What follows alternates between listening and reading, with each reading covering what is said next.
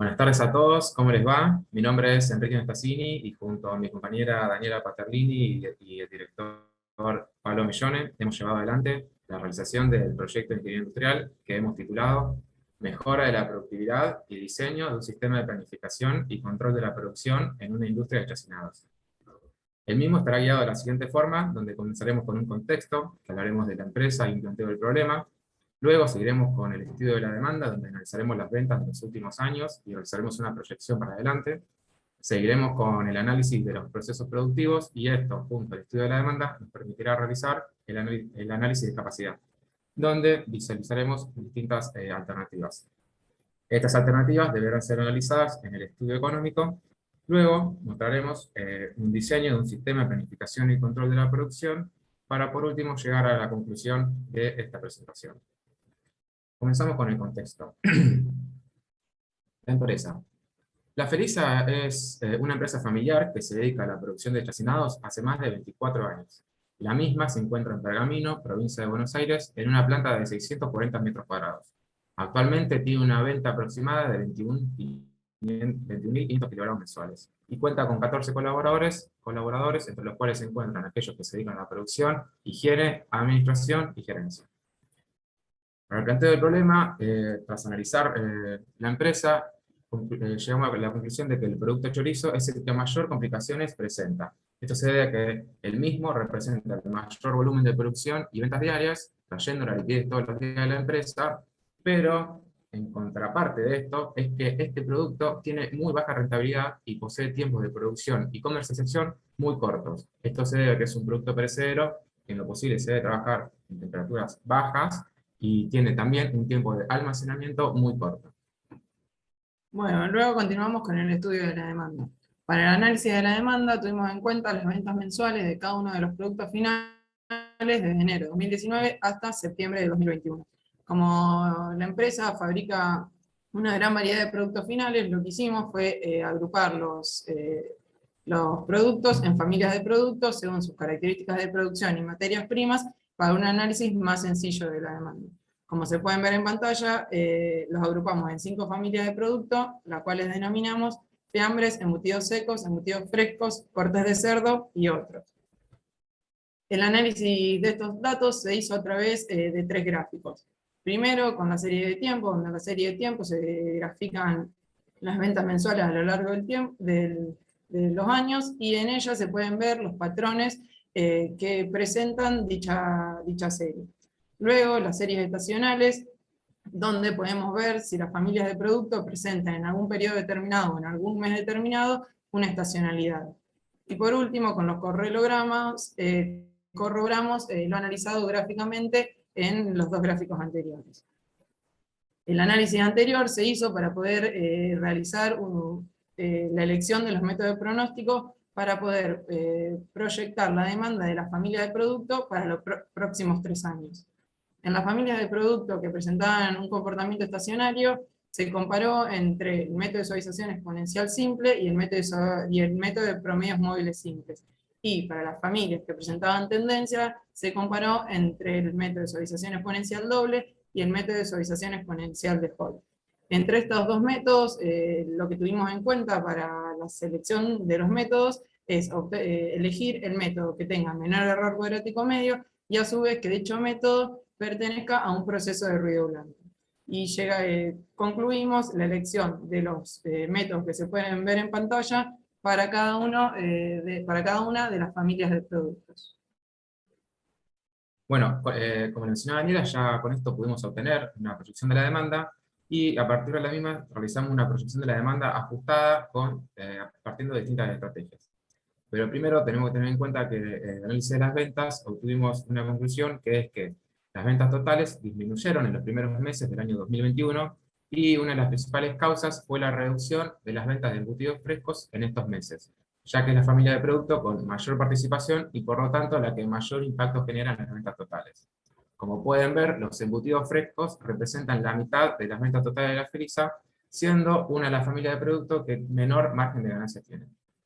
Como le mencioné, la proyección de la demanda fue ajustada y la misma nos llevará a que se van a incrementar el volumen de ventas en general, pero con un mayor crecimiento de los embutidos secos y fiambres, que como pueden ver, tienen mayor margen de ganancia, y a la misma vez un crecimiento un poco más leve en los embutidos frescos.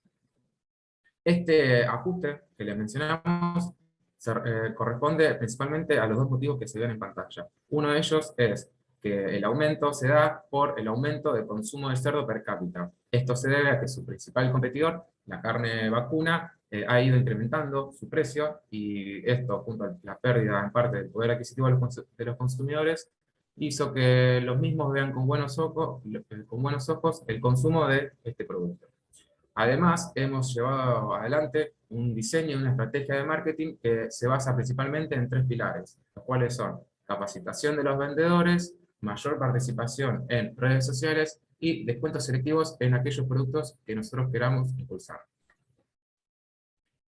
Habiendo obtenido entonces la proyección de la demanda con la cual trabajamos el resto del proyecto, decidimos verificar el balance de materia prima. ¿Por qué? Porque nosotros tenemos un proveedor que nos envía semanalmente 2 envíos de medias reses, y que nuestro principal insumo es la pulpa de cerdo que se obtiene de estas. Vimos que en los últimos años se mantenía constante la cantidad de pulpa respecto a la cantidad de kilos que se vendían todos los meses. Y la familia de productos que inciden sobre la pulpa son el fiambre, el embutido seco y el embutido fresco. Por lo que hicimos fue realizar esta comparación para todos los meses que hemos proyectado. Obtuvimos un resultado bastante positivo, y es que la misma se mantiene aproximadamente constante, sin mucha diferencia, con lo que podemos concluir que no va a ser necesario tener que salir a buscar un nuevo proveedor para la pulpa de cerdo. Bueno, ahora avanzamos con los procesos de producción. Hemos visto que en la Felisa los procesos están estandarizados, pero tienen un bajo nivel de automatización. También que la mayoría de los productos comparten los procesos de fabricación, donde reconocimos 4 procesos principales, los cuales son recepción y desposte, salazón, embutido, que en realidad lo hemos denominado embutido, pero está conformado por 4 procesos, que son picado, luego mezclado, embutido y atado, y por último otro proceso que es el secado. Comenzando con el primero, que es la recepción y desposte, como les mencioné recién, el proveedor nos envía semanalmente 2 envíos con medias reses, las mismas se almacenan y luego son trasladadas a una mesa de trabajo donde se realiza el proceso de desposte, que consiste en separar los distintos cortes de cerdo, retirar su cuero, huesos, gordura y residuos menores. Seguimos con el otro proceso que les mencioné, que es la salazón, la cual consiste en colocar en grandes recipientes diferentes cortes de cerdo con sal y otros aditivos, y se los deja madurar por aproximadamente 6 días. Esto lo que provoca sobre los cortes de cerdo es una deshidratación parcial de los mismos, se refuerza el sabor y, muy importante, se inhiben ciertas bacterias que queremos evitar. Bueno, después continuamos con el proceso de embutido, que como dije Enrique, en realidad está conformado por 4 procesos. El primero es el picado, donde en la picadora se coloca la gordura y la pulpa de cerdo, y el diámetro, el tamaño de este picado se le da según la presentación del producto final.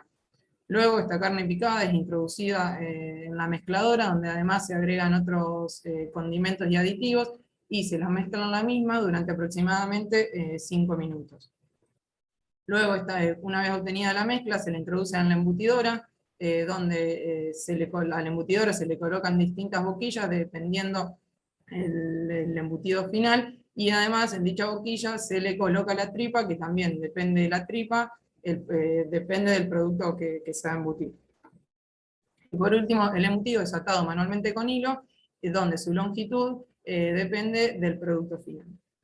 Y por último tenemos el proceso de secado, que dicho proceso se realiza en un horno que funciona mediante un PLC, y es un proceso que dura 5 días, donde el PLC mantiene los valores adecuados. Se comienza con una temperatura de 27 grados y una humedad del 87%. Y estos valores van descendiendo diariamente hasta que en el último día se llega a una temperatura de 18 grados y un 70% de humedad. Como dijo mi compañero anteriormente, las familias de productos comparten la mayoría de los procesos. Para la obtención de los cortes de cerdo solo se necesita la recepción y el desposte, y con este proceso ya se obtiene las piezas finales para poder comercializar. Después tenemos el fiambre, que se necesita de la recepción y el desposte para la obtención de las piezas. Luego estas piezas deben ser saladas, y por último se le realiza el proceso de secado. Después tenemos los embutidos frescos, que el embutido fresco es necesaria la recepción y el desposte para la obtención de la pulpa trozada y de la gordura, y luego se necesitan los 4 procesos que conforman el embutido. Y por último tenemos el embutido seco, que es un proceso muy similar al embutido fresco, nada más que se le suma el proceso de secado. Una vez obtenida la proyección de la demanda ajustada y el análisis de los procesos de producción, continuamos con el análisis de la capacidad. Bueno, la capacidad es la cantidad de producto máximo que puede ser obtenida por una unidad productiva en un determinado periodo de tiempo. Para poder realizar este análisis, nosotros necesitamos definir las unidades medidas para cada uno de los recursos, y además realizar el análisis de los métodos para la producción de cada una de las familias. El análisis de estos métodos consiste en desglosar los procesos en las distintas operaciones, y además definir los tiempos requeridos para cada una de estas operaciones. Con estos datos obtuvimos las tasas de producción que son necesarias para definir los requerimientos de capacidad. Comenzamos primero con la capacidad disponible, que es la capacidad que actualmente tiene la empresa. La capacidad disponible de las horas hombre las calculamos teniendo en cuenta la cantidad de operarios y las jornadas laborales, y la capacidad disponible de las máquinas la calculamos teniendo en cuenta las tasas de producción y los lotes de producción. Y con estas fórmulas obtuvimos las capacidades disponibles para cada uno de los recursos que nosotros consideramos principales en la FELISA. Que estos son las horas hombres, el horno, la picadora, la mezcladora y la embutidora. Luego de las capacidades disponibles se calcularon los requerimientos de recursos. Que los requerimientos de recursos los obtuvimos para cada uno de los periodos proyectados. El requerimiento de las máquinas lo obtuvimos teniendo en cuenta los kilos planificados a producir de cada una de las familias que utilizan dicha máquina, y los requerimientos de recursos de las horas hombres los obtuvimos multiplicando las horas hombres requeridas para producir 1 kilo de cada familia por la cantidad de kilos planificados de dicha familia. Los requerimientos de recursos, como así las capacidades disponibles, se calcularon para cada uno de los periodos proyectados. Entonces, cuando el requerimiento de recursos era mayor a la capacidad disponible, la capacidad no es suficiente, y cuando el requerimiento de recursos es menor a la capacidad disponible, la planificación es factible. Además de tener en cuenta lo mencionado anteriormente, tuvimos en consideración que cuando el plan de capacidad está perfectamente balanceado con el plan de producción, no se deja flexibilidad para afrontar imprevistos que puedan surgir diariamente. Entonces es necesario siempre tener una cierta capacidad extra. Y teniendo en cuenta esto, definimos que en los meses donde la diferencia entre la capacidad disponible y los requerimientos de recursos es menor al 10%, se van a evaluar alternativas para que esta diferencia sea mayor. Por lo tanto, luego de comparar cada uno de los periodos planificados, llegamos a la conclusión que el requerimiento de capacidad del horno en mayo de 2023, comparado con su capacidad disponible, tiene una diferencia menor al 10%. Y que el requerimiento de capacidad de la mano de obra en junio de 2024 y la capacidad disponible en dicho mes tiene una diferencia del 9%. Por lo tanto, vamos a buscar para el recurso horno aumentar la capacidad, y para el recurso mano de obra mejorar la productividad.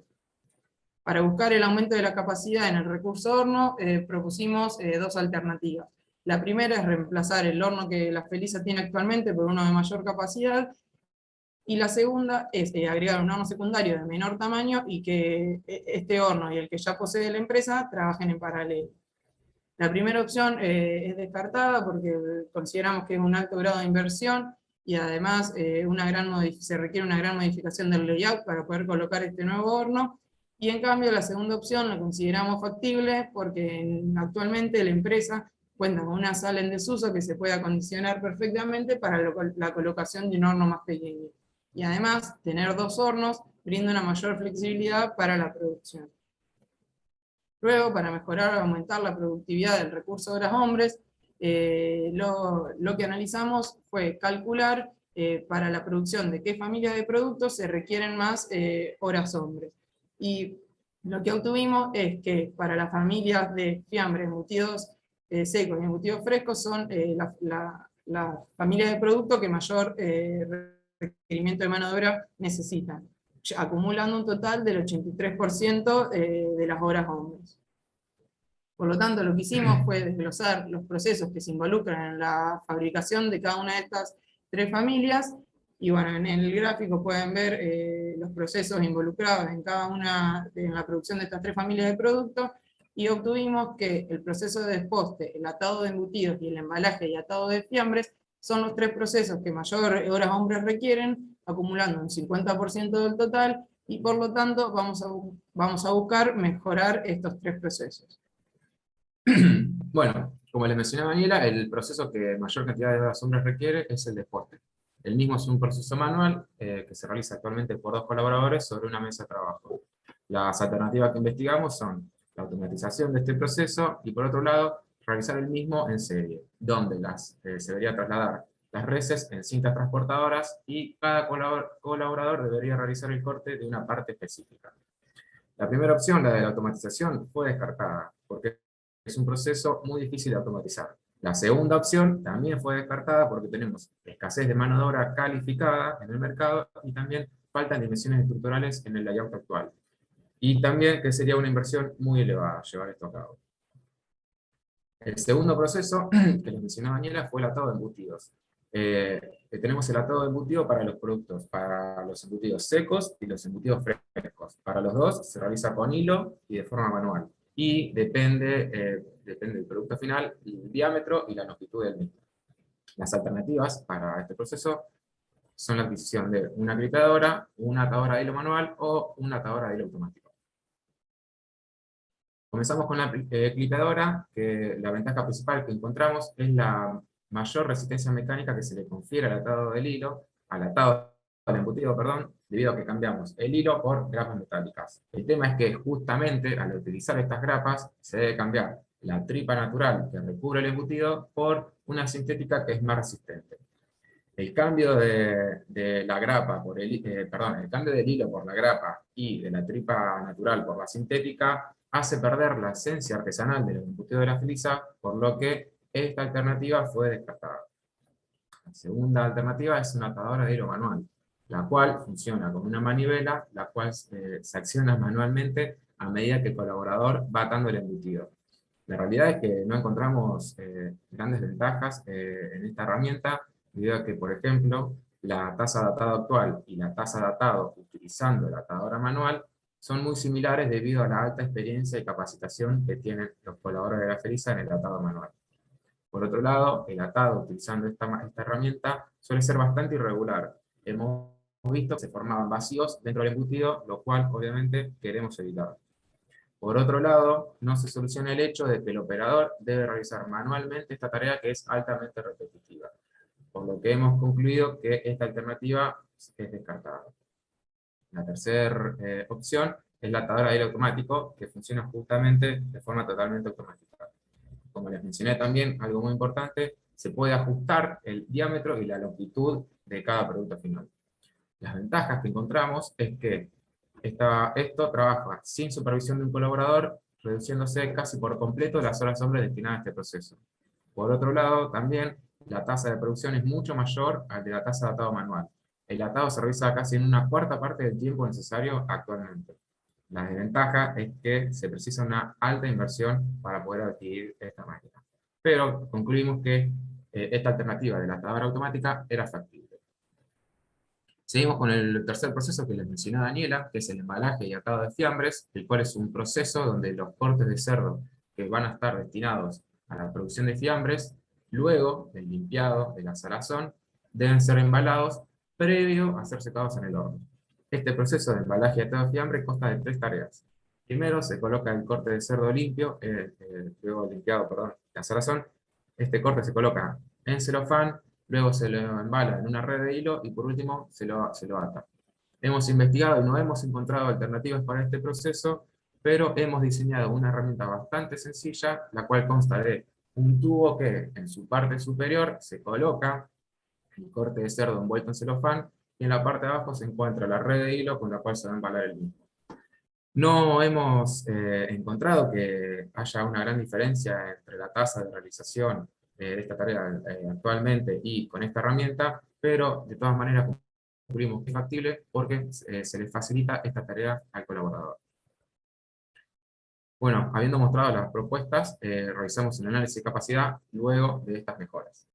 Comenzando con el recurso horno, que con la adquisición de este horno secundario más pequeño, se va a aumentar la capacidad disponible y la misma va a superar el requerimiento en un 22% en el mes más crítico.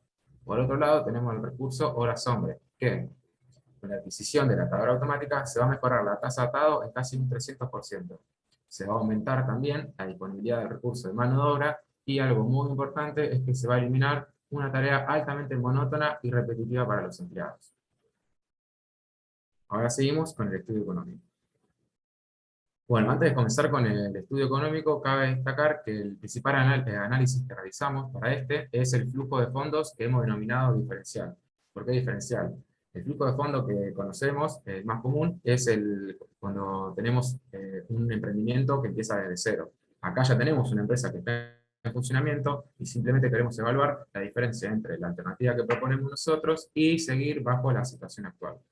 Para esto tenemos que ver las distintas entradas y salidas de fondos, comenzando con las inversiones, que, como mencionamos recién, vamos a necesitar la adquisición en un principio de un horno y una atadora, y la inversión en marketing, en estrategia de marketing para los próximos años, que bueno, las inversiones se pueden ver en pantalla. Seguimos con los costos de materia prima, que como les mencioné, el flujo de fondo diferencial se basa en comparar la alternativa que proponemos y seguir con la situación actual, y los costos de materia prima se incrementan en los próximos 3 años entre un 13 y un 48%. Los costos de mano de obra, al mantenerse constantes en ambas alternativas, no generan ningún impacto en dicho flujo. La amortización de las inversiones que le mencioné, la pueden ver en pantalla, donde se deprecia las inversiones en 10 años de la siguiente forma. Por otro lado, tenemos los gastos varios que se van a incrementar entre un 13 y un 38% para los próximos 3 años para la alternativa que proponemos. Y por último, tenemos los ingresos, que también se van a ver incrementados entre un 14 y un 50% para la alternativa que proponemos.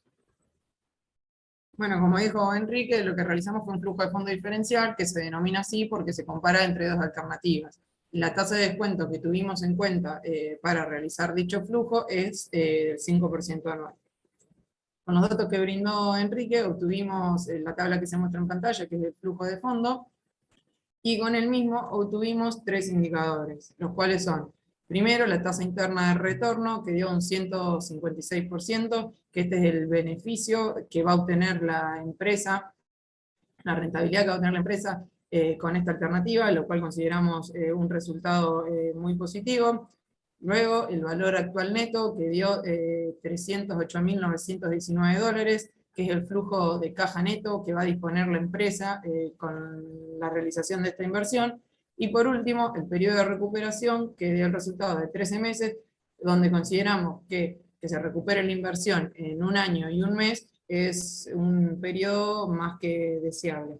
Por lo tanto, concluimos que realizar estas 3 inversiones, tanto en marketing como la obtención de la atadora y de la embutidora, es más que factible. Bueno, después continuamos con el sistema de planificación y control de la producción. ¿Por qué propusimos realizar un sistema para esto? Porque la Feliz en este momento no cuenta con ningún sistema de planificación, programación y control de la producción. Y estas tareas son realizadas por el gerente de la empresa, que es la persona que tiene más conocimiento y experiencia en el tema. Además, la producción es muy variada y depende de las situaciones que se van presentando día a día, y estas 3 cuestiones no dejan que se pueda realizar una correcta gestión de los recursos financieros, del almacenamiento y de la producción. Por lo tanto, nuestro sistema de planificación y control de la producción va a arrancar con un plan maestro de producción, en el cual la demanda media pronosticada se va a obtener por desagregación, por proporciones del plan agregado, y se va a realizar en periodos semanales. Como se pueden ver en pantalla, este es un ejemplo de un plan maestro de producción para el producto final salame que pertenece a la familia de productos embutidos secos. Luego se realizará la planificación aproximada de la capacidad, que lo que hace es determinar la carga que provoca el plan maestro de producción en cada uno de los recursos de producción para cada uno de los periodos y así compararlo con la capacidad disponible. Esto es similar a lo que presentamos, a lo que hicimos en la unidad de análisis de capacidad. Y se muestra en pantalla un ejemplo de la comparación de los requerimientos de capacidad y la capacidad disponible para el recurso horas hombres. Luego se va a realizar la planificación de los requerimientos de materiales, que bueno, esto determina las necesidades de cada una de las partes, es decir, los ingredientes, los insumos y las materias primas en cada uno de los periodos que se van a planificar para poder cumplir con las cantidades de los productos finales que se fijaron en el plan maestro. Para poder realizar los MRP se necesita la lista de materiales de cada uno de los productos finales. En pantalla se puede ver la lista de materiales para el producto salame, y también se necesitan otros datos como ser los lotes de producción y los lead time de producción. Y bueno, con estos datos se obtiene, por ejemplo, el MRP mostrado en pantalla. Bueno, más allá de haber diseñado el sistema de planificación y control de la producción, lo que queremos es que el mismo se aplique en la empresa. Para ello, para la implementación, se va a capacitar una persona que realizará el plan de producción de forma semanal y creará las órdenes de fabricación diarias. Además, deberá controlar el cumplimiento de la producción todos los días. Para el sector de gerencia, para controlar la producción, dicha persona deberá realizar distintos indicadores en tres aspectos que son principales para la empresa, que son la productividad, el scrap y calidad, y las órdenes de producción. Bueno, ahora llegamos a la conclusión de esta presentación, donde llegamos a que las alternativas propuestas son convenientes, son opciones superadoras tanto desde el punto de vista técnico como del económico-financiero. Como recuerdan, no sé si recuerdan el planteo del problema, había mucha dependencia en el chorizo que corresponde a los embutidos frescos, que tienen muy baja rentabilidad. Ahora va a haber una mayor participación de los fiambres y embutidos secos, que tienen un mayor margen de ganancia. Luego también se mejorará la productividad, disminuyendo los tiempos de proceso y además disminuyendo la utilización del recurso horas hombres y aumentando la capacidad del recurso horno. Además, como dijo mi compañero Enrique, esto incide en el planteo, en el problema que tiene la Felice en este momento, porque se va a reducir los tiempos de producción del producto chorizo y además va a disminuir su participación en las ventas, lo que va a lograr a la empresa poder tener una mejor planificación y adaptarse a futuras modificaciones en la demanda. Por último, con la implementación del sistema de planificación y control de la producción, la empresa va a disponer de datos e información para una mejor gestión de la producción, de las existencias y de sus recursos financieros. Hemos finalizado la presentación de nuestro proyecto. Ya le decimos muchas gracias por habernos escuchado tan atentamente estos 30 minutos que han pasado, y quedamos a disposición por cualquier pregunta que les pueda haber llegado a surgir. Muchas gracias.